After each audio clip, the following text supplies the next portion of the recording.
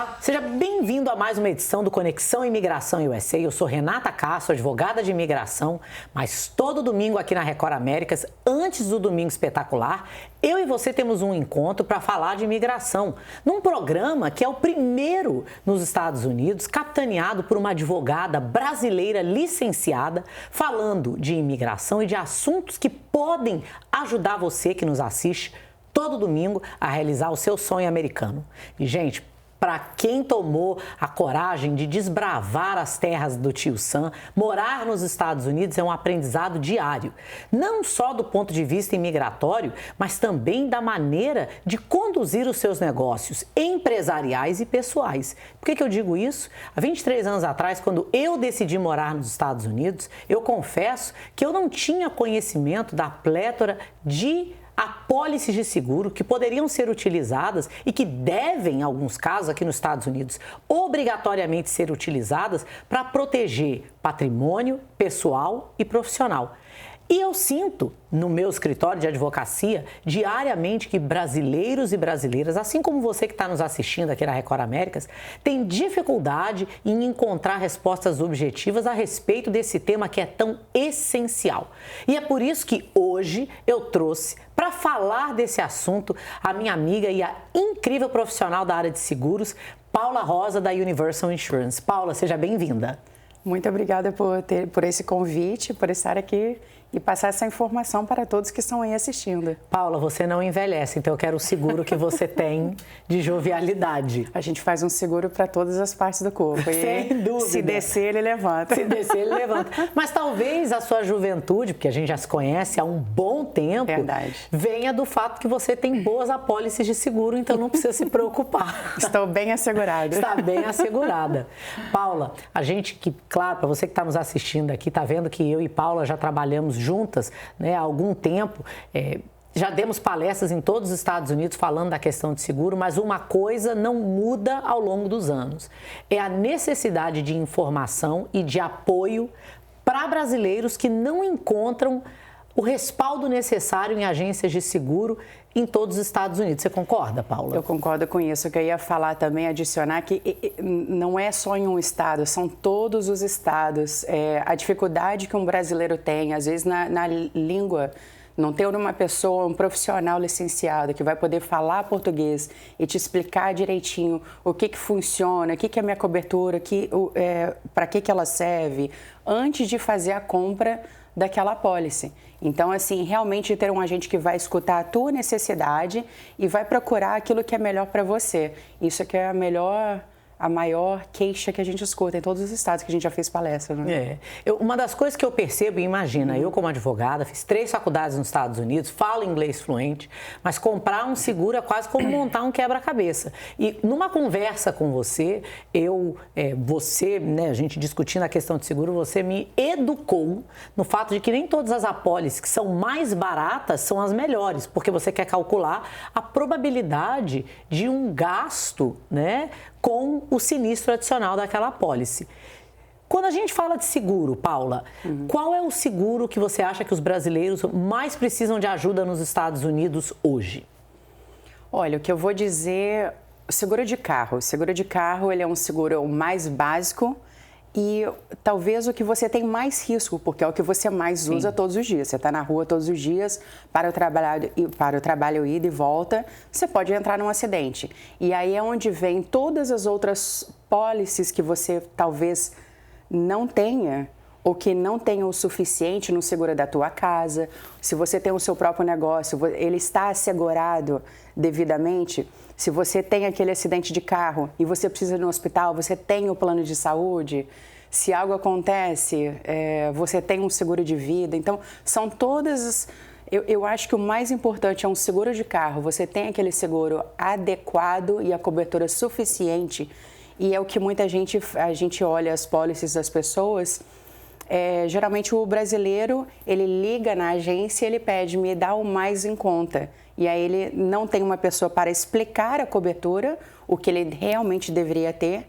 Ele não tem aquele agente fazendo essa ajuda educativa, né, para esse cliente. E aí a pessoa, ela está à mercê do que pode acontecer. E Paula, Para mim foi um aprendizado. Claro, a questão do seguro de carro, eu tive uma amiga que recentemente emprestou o carro dela para alguém e numa questão de minutos, a vida dela virou de cabeça para baixo, porque a apólice de seguro dele não cobria, ele está dirigindo o carro dela, a apólice dela não cobria um terceiro, e, enfim, agora está num imbróglio legal, gastando milhares de dólares numa situação que poderia ter sido facilmente resolvida por uma apólice que tivesse um pouquinho mais de cobertura, né? Exato. Uma coisa que a gente vê aqui, as pessoas falam que os Estados Unidos é muito litigioso, e eu discordo, eu acho que o Brasil é muito mais litigioso que os Estados Unidos, é que aqui a gente tem apólices de seguro para liquidar, né, essas demandas financeiras. Quando a gente fala do brasileiro nos Estados Unidos, é claro, o seguro de carro é a primeira demanda.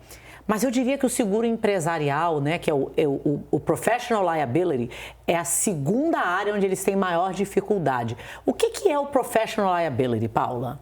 Professional Liability é aquele seguro que você como profissional, então uma pessoa que está simplesmente dando um conselho a alguém, então você está fazendo uma consultoria, você precisa de um seguro para dar aquele conselho a alguém. Então, esse é um seguro também um básico que muita gente, se você está dando um conselho falando com seus clientes ou falando com uma outra pessoa, e se você cobra por esse trabalho, você pode estar falando uma coisa errada. Então, você tem que fazer esse seguro. Tem também o General Liability, que é o que a gente faz muita palestra, eu contigo, a gente fala. O General Liability, muitas pessoas que estão na área de construção, se você está na área de limpeza, você tem a necessidade de fazer um General Liability. Na área de construção, por exemplo, se você entra no trabalho e alguma coisa dá errado, então se você está na área de instalação de gabinetes, certo? Na carpintaria, se aqueles gabinetes caem no final de semana, então os seus funcionários foram lá, instalaram os gabinetes, no final de semana aquilo tudo vem abaixo, quebra a pedra, appliances, né, todos o fogão que a pessoa comprou novo, o General Liability ele vai pagar isso tudo para colocar tudo de volta ali. Se você entra, tem alguém que entra com uma ação contra você e a sua empresa, esse seguro de General Liability, ele que vai te defender na corte também. Então, são seguros essenciais se você tem o teu próprio negócio.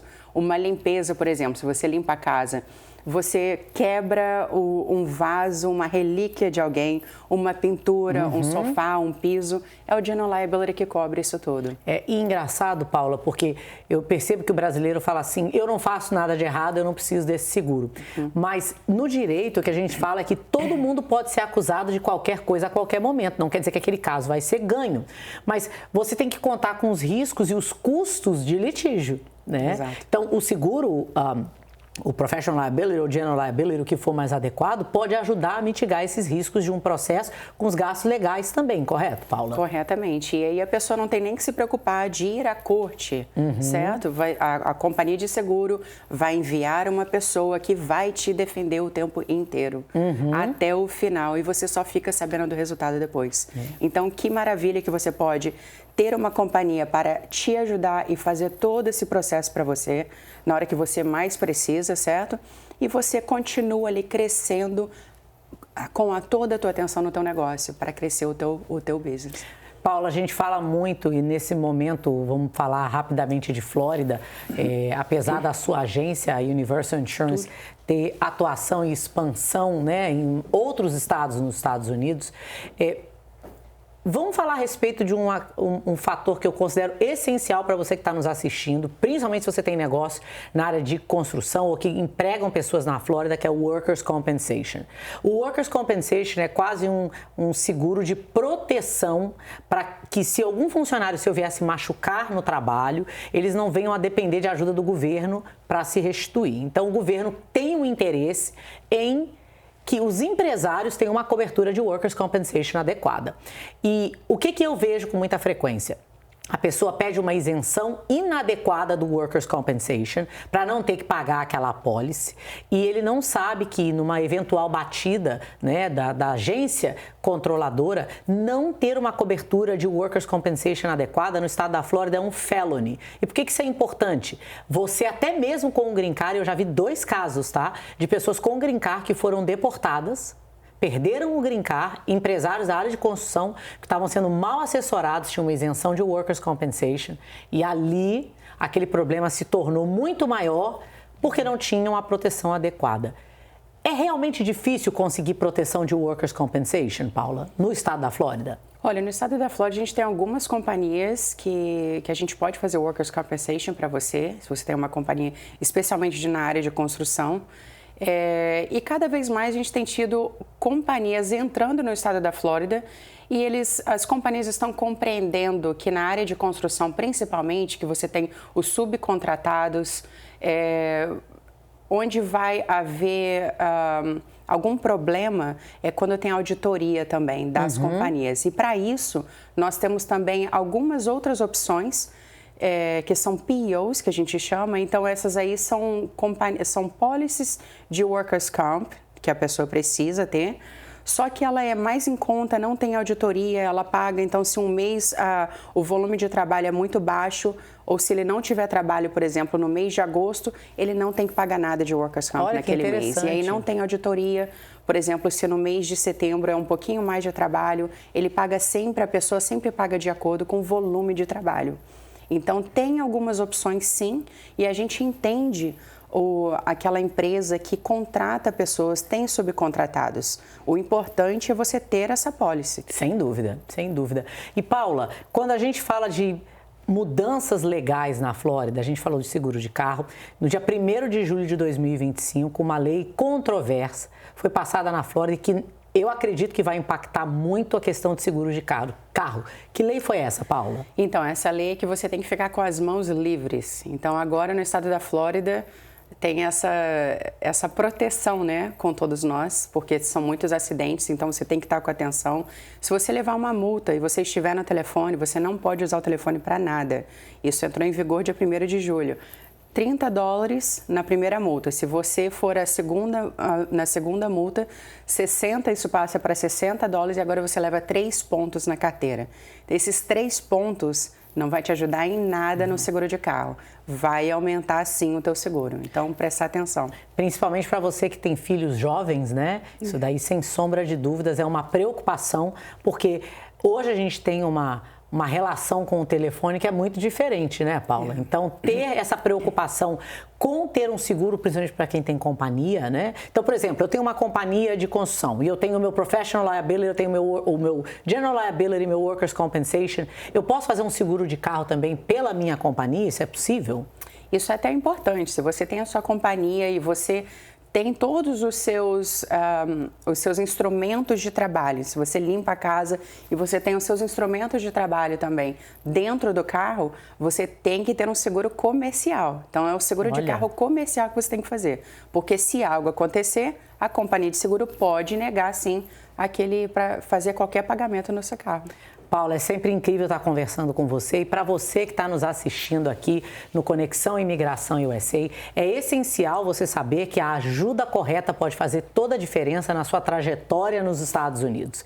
Eu tenho certeza que você que nos assiste veio ou quer vir para os Estados Unidos para buscar uma nova oportunidade pessoal, profissional, e é por isso que no programa de hoje eu quero deixar com vocês uma dica.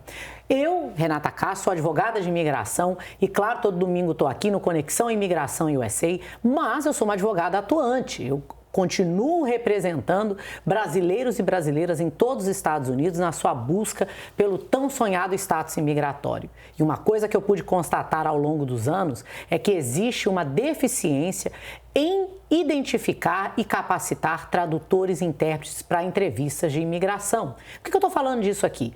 Se você que está me assistindo hoje tem interesse, fala inglês fluentemente, tem uma autorização de trabalho que não é oriunda de um processo de asilo pendente e que está buscando uma maneira de ter uma nova renda, de mudar profissionalmente, independente de onde você mora, você hoje tem a possibilidade de se tornar um tradutor e intérprete completamente capacitado à distância e, mais importante, no primeiro diretório aonde você, que nos assiste, independente de ser um tradutor ou não, vai poder localizar tradutores para ajudar você na sua entrevista imigratória em qualquer lugar dos Estados Unidos. Desde o início de 2025, o governo americano reinstituiu a obrigatoriedade de entrevistas em casos de imigração e mais. No ano de 2024, o governo eliminou o financiamento que provia o serviço de tradutores em entrevistas de asilo, ou seja, com um número cada vez maior de indivíduos buscando o seu futuro imigratório nos Estados Unidos, a sua fluência em outro idioma, no inglês e no português, ou no inglês e no português e no espanhol, pode ser o diferencial para mudar a sua vida profissional nos Estados Unidos. Então não perde tempo, escaneie o QR Code e domingo que vem eu espero vocês aqui no Conexão Imigração USA na Record América. Até lá!